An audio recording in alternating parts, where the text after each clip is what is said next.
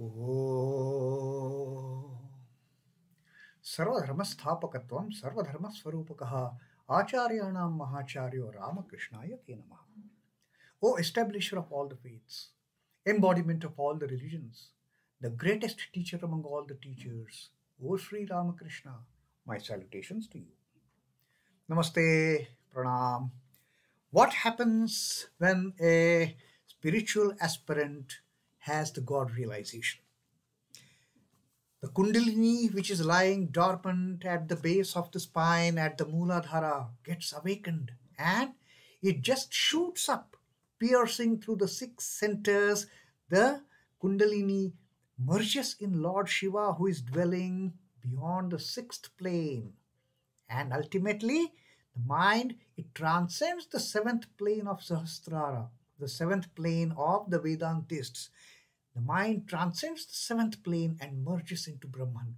The Jivatman merges into Brahman, and that is the state of the ultimate samadhi that the aspirant enjoys, that bliss. What happens when the aspirant comes down? After 21 days, the body drops off, but some divine souls, some enlightened souls, they come down on the normal plane. And then what do these divine souls, they appear like? Sri Ramakrishna says these people, these aspirants, these evolved souls, they have certain characteristics. You can make out by looking at these people. Oh, they are realized souls. They are the Brahmajnanis. They become childlike. A child totally depending on its mother. They look like madmen, naturally, because in the for worldly people, these people, enlightened souls who have no interest in the worldly enjoyments, who never get tempted by the worldly temptations, they are mad people. What is it? This fellow is not even attracted by all those sensual things. He's a mad guy. So, in the eyes of worldly people, they are madmen. They look like ghouls. They don't keep themselves neat and clean, at times not properly dressed. They are least bothered about these external show-offs. They have got nothing to do with. Internally, they have realized the ultimate truth. They don't go for any of these external show-offs. And they become, at times, they behave like inert things. There is no initiative. They appear to be just sleeping there, doing nothing. But it is not that they are doing nothing. Their mind is constantly dwelling on that ultimate reality. Their mind is constantly on that chosen ideal. They are constantly repeating the holy name. They are chanting the holy name internally, not making any show off of using the beads or putting tilak on their head or using the silken shawl. No external show-offs. They look like inner things. Internally, they are extremely busy with their own affairs, with their chosen ideal, with their beloved. So that is what Sri Ramakrishna has told us. And then their strong faith in the will of God. These enlightened souls, like the Sri Ramakrishna spoke about the Sikh devotees who used to come to visit him. He said the Sikh devotees used to say that even the leaf moves because of the will of God. Because God wills, the leaf is moving. Otherwise, even the leaf will not move if the God doesn't will that leaf to move. That is the strongest, that is the deepest conviction that these enlightened souls, they attain, that God is the doer of everything. And then he had just summarized that from the story of Weaver, for whom everything happening in this world was the will of Rama. He was a strong believer of Rama's will. If somebody would come to him, what is the price of this cloth that you are selling? This fellow would say, by the will of Rama, it is 1 rupee and 6 annas. By the will of Rama. And then when that weaver by chance had got caught, when the robbers had caught hold of him and asked him to put that bundle of things that they had robbed from somebody, put it on your head and come along with us, and help us carry this entire loot. Then the police came, they caught the robber, and even for that, when somebody asked him what had happened, you went to jail and all that, he said, yes, by the will of Rama. By the will of Rama, robbers came to me. By the will of Rama, I took that bundle on my head. By the will of Rama, police came and caught the robbers. By the will of Rama, police also caught me. By the will of Rama, I was put behind the bars. By the will of Rama, I was brought before a judge for the hearing of that particular case. And by the will of Rama, I am now released. So that was his strongest faith in the will of Rama. So that is how Sri Ramakrishna taught us how the enlightened souls, they have a strong conviction, they have a strong faith, they have a strong belief in everything happens by the will of Rama. I am just a machine, he is the operator. I am just a chariot, he is the charioteer. I am just a puppet, he is the puppeteer. So that is what Sri Ramakrishna had taught. And now today it is a holiday, a Hindu religious festival, Dashera. It is Friday, June 15th, 1883, and a lot of devotees, being a holiday, they had come to meet Sri Ramakrishna and listen to his nectarine words. Now, something very special in this gathering of devotees. Today, Rakhal's father and Rakhal's father's father-in-law, they have come to listen to the nectarine words of Sri Ramakrishna. Now, as we all know, Rakhal, the spiritual son of Sri Ramakrishna, one day Rakhal is going to be the great monastic disciple of Sri Ramakrishna, going to be Swami Brahmananda, the first ever president of this mighty Ramakrishna order. Most revered Rakhal Maharaj. His father and his father's father-in-law, they are in this the group of devotees who have come to meet Sri Ramakrishna. So the talk gets initiated, and one devotee asks Rakhal's father's father-in-law. He asks Sri Ramakrishna, "Sir, can one realize God while leading the life of householder?" Now this old man, he himself, he was a great devotee of God. And the entire family, they revered Sri Ramakrishna. Rakhal's father never objected, or he was never ever against Rakhal's spending time with Sri Ramakrishna at Dakshineshwar, although Rakhal was married.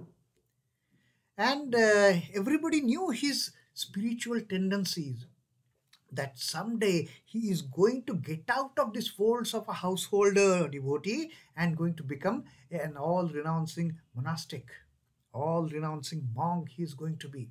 So Rakhal's father's father-in-law asks him, "Sir, can one realize God while leading the householder life, the life of a householder?"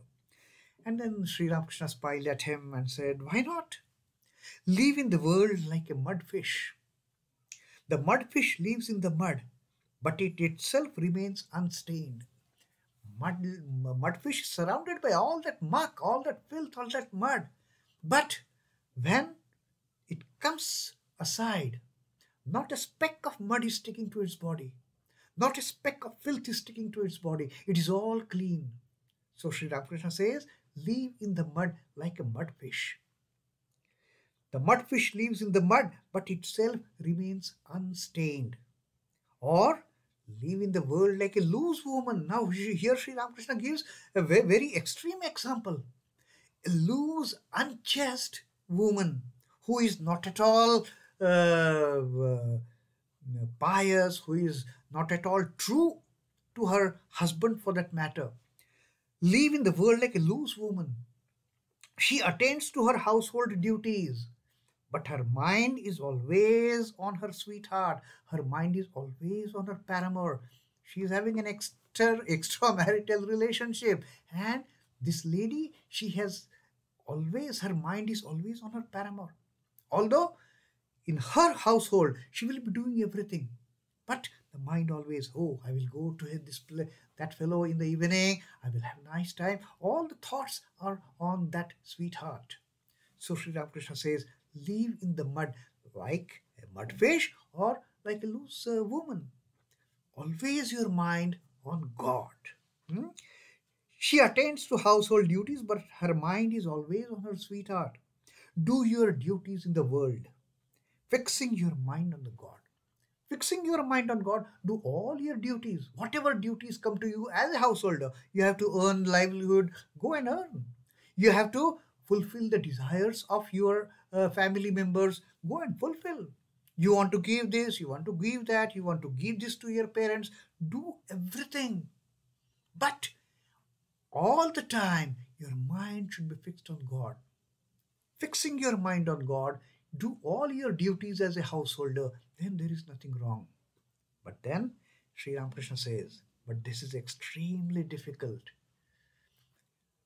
At one point of time, Sri Ramakrishna says it is better to lead a householder's life because it is like you are fighting from inside the fort. You have got the protection of the walls of the fort. You can shoot at the enemy, but enemy cannot shoot at you. But today, Sri Ramakrishna is saying it is extremely difficult leading a life of householder, doing the householder's duties, fixing the mind on God.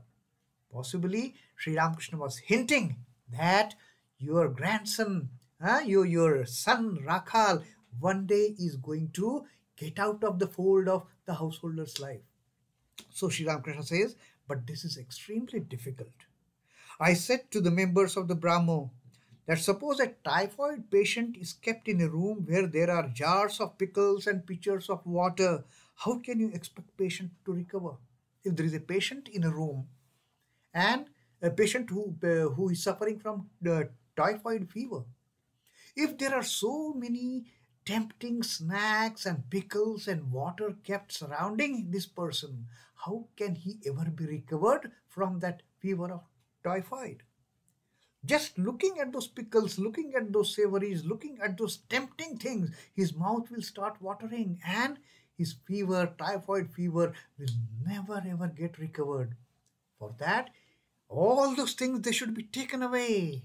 The pickle, the savories, the water, till the time these things are surrounding the typhoid patient, there is no chance, there is no hope of this patient to get recovered.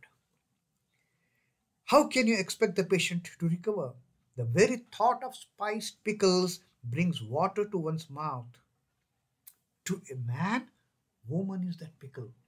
When you are living in this world as a householder, how can you ignore the temptation of woman as a pickle? That craving for worldly things, which is chronic in man, is like patient's craving for water. Craving for pickle, that is craving for lust. And craving for all those other worldly enjoyments, the craving for greed. So this is what Sri Ramakrishna always cautions householders. Beware of woman and gold. Beware of lust and greed. The woman is like a pickle in front of the typhoid patient. And all these worldly temptations, they are like jars of water near the typhoid patient. How can he recover? How can that fever, he get out of that fever? No chance at all. There is no hope at all till the patient is surrounded by these temptations of woman and gold in the householder's life. The situation is very difficult, Sri Ramakrishna says. It is not an easy task. There is so much confusion in the world. If you go this way, you get thrashed with a shovel. If you go that way, you get threatened with a broomstick. Again, in another direction, you are threatened with a shoe beating. So any direction you go to, spare yourself. You go to hide, you get kicking. From some place, you get thrashed by a broomstick. At some place, you get thrashed with a stick. And if you try to run away from both those places, go to a third place, there is somebody ready to beat you with a shoe. That is the world, Sri Ramakrishna says. Any direction you go to save yourself, you will get nothing but beatings and shovings and thrashings. Besides, one cannot think of God unless one lives in solitude. Now, what is the solution for that? One has to go into solitude. One has to get away. One has to get away from these temptations of woman and gold. One has to get out of that room. Either You throw that pickle and water out of the room, or as a patient, you go and sit in another room where there is no pickle and there is no water, where there is no chance of getting tempted by lust, there is no chance of getting tempted by greed, there is no chance of getting tempted by woman, there is no chance of getting tempted by the worldly things, worldly enjoyments. So get into solitude once in a while, Sri Ramakrishna says. And then Sri Ramakrishna gives this very practical example. The goldsmith, when he is busy making gold ornaments, he has to put all the focus in melting the gold. Hmm? The goldsmith melts gold to make ornaments.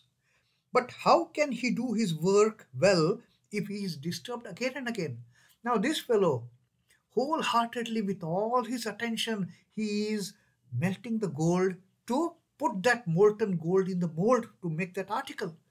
But he starts melting the gold, and somebody calls, "Oh, goldsmith, come here, will you help me out?"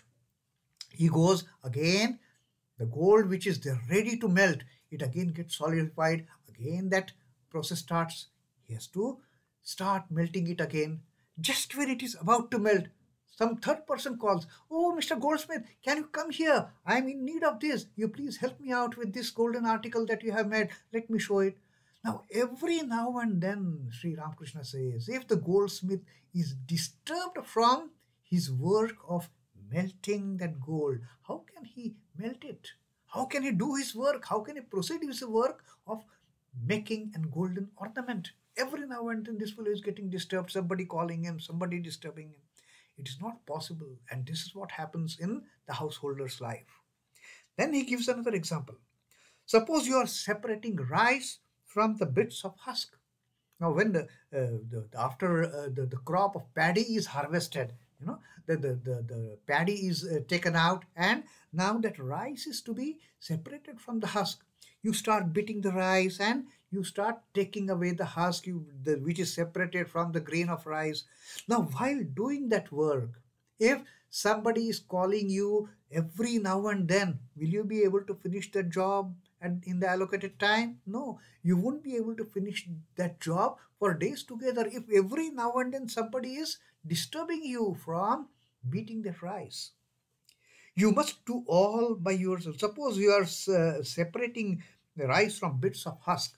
You must do it all by yourself. Every now and then you have to take the rice in your hand and see how clean it is. Every now and then you have to check it. Oh, has the husk been removed? Is the rice, grain of rice free from the husk? Every now and then you have to check. But if you are constantly disturbed, but how can you do your work if you are called away again and again? Constantly somebody is disturbing you. "Hey man, come here."